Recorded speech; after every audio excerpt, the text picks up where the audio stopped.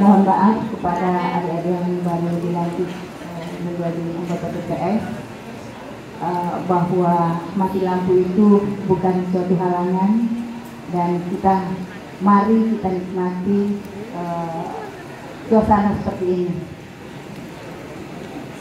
Yang terhormat Bapak Ketua KPU Provinsi Sulawesi Selatan, yang saya hormati Bapak-bapak dan Ibu Komisioner KPU Kabupaten Nganjuk,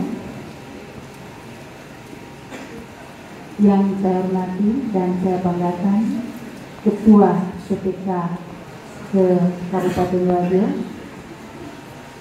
Bapak Sekretaris KPU Kabupaten Nganjuk bersama staf, teman-teman yang baru saja dilantik menjadi anggota Nganjuk. Alhamdulillah, syukurlah.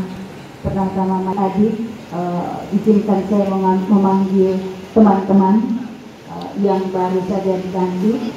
Selamat atas pelantikannya.